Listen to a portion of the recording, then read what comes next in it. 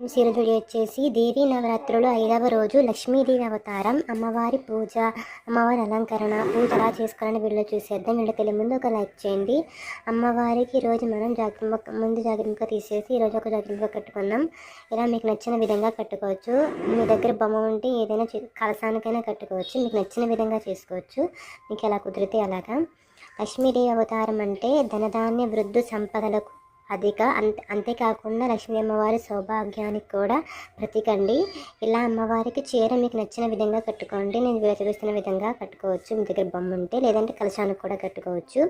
అంతేకాకుండా విష్ణుమూర్తి భార్య కాబట్టి శ్రీనివాసుని శ్రీ వెంకటేశ్వరుని కూడా ఈరోజు తలుచుకుని ఆ శ్రీనివాసుని కూడా పూజ చేసుకోవచ్చు.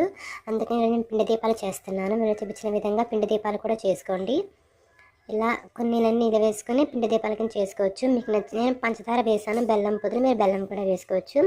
అలాగే పసుపు బొట్టు వినాయకుని కూడా చేసుకున్నాం. మీరు శుక్రవారం కాబట్టి, శుక్రవారం వచ్చింది కాబట్టి లక్ష్మీదేవికి చాలా ఇష్టమైన రోజు. అలాగే లక్ష్మీదేవి అవతారం వచ్చింది కాబట్టి ఈరోజు చాలా మంచి రోజు అండి. ఎవరైనా చేసుకునే వాళ్ళు ఆ రోజు చేసుకునే వాళ్ళు ఈరోజు చేసుకోవచ్చు. అలాగే ఎవరికైనా పిల్లలు పుట్టలేదు అనుకుంటే ఈరోజు లక్ష్మీదేవి అమ్మవారిని ఆవాహనం చేసి అమ్మవారి ఎవరైనా 10 సంవత్సరాలు దాటని చిన్నపిల్లలకి తాంబూలం ఇచ్చి వారి చేత తాంబూలం ఇచ్చుకుంటే చాలా మంచిదండి. త్వరగా మీ కోరిన నెరవేరింది అనమాట. పిల్లలు పుట్టే అవకాశం ఉంది. అలా ఒకసారి ట్రై ఆ రోజంతా ఉపవాసం ఉండి ట్రై చేయండి. లేదా మీకు ఈరోజు నేను వీడియో పెట్టడం లేట్ అవుతుంది కాబట్టి మీరు దుర్గాదేవి అవతారం కూడా అలా చేయొచ్చు. చేయని వారు ఎవరైనా చేయండి. అలాగే నిమ్మకాయ దీపం, రాహు దీపం కూడా పెట్టుకోవచ్చు. ఆ రోజు నేను వీడియో చెప్తాను. వారి ముందు కాయిన్స్ నేను అలాగే గవ్వలు పెట్టుకున్నాను. పాలు కూడా అమ్మవారు పాలకడలో పుట్టింది కదా, పాలకడలో పుట్టినవన్నీ పెట్టుకోవచ్చు అనమాట. అలా ధనము అవన్నీ పెట్టుకున్నాను.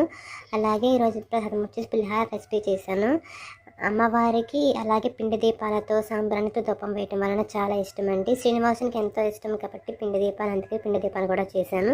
అలాగే లక్ష్మీ దీపం కూడా పెట్టాను ఉప్పుతో. చూశారు కదా. ముందుగా పులిహారలో రెసిపీకి వెళ్ళిపోదాం. ప్రసాదం రెసిపీలోకి ముందుగా ఒక చింతపండు తీసుకొని దాన్ని అంత పాటు నీళ్ళు కూడా వేసుకొని ఉడకబెట్టుకోవాలి. ఉడకబెట్టుకోవడం వల్ల చింతపండు త్వరగా వస్తుందన్నమాట. ఇప్పుడు నూనె వేసుకొని ఆయిల్ కాగిన తర్వాత పల్లీలు, అలాగే 2 టేబుల్ స్పూన్ వరకు నెయ్యి, 2 స్పూన్ల వరకు నెయ్యి కూడా వేసుకుని తాలింపు సామాన్లు ఇవన్నీ మిరపకాయలు, కరివేపాకు ఇవన్నీ వేసుకుని 1 స్పూన్ వరకు ఆవపిండి కూడా వేసుకోండి. ఇలా ఆవపిండి మొత్తం వేగిన తర్వాత కాజు, ఉప్పు, పసుపు, అలాగే 1 టేబుల్ స్పూన్ వరకు సాంబార్ మసాలా వేసి చూడండి. పులిహోర అనేది చాలా టేస్టీగా ఉంటుంది. ఒకసారి ట్రై చేయండి మీరు కూడా.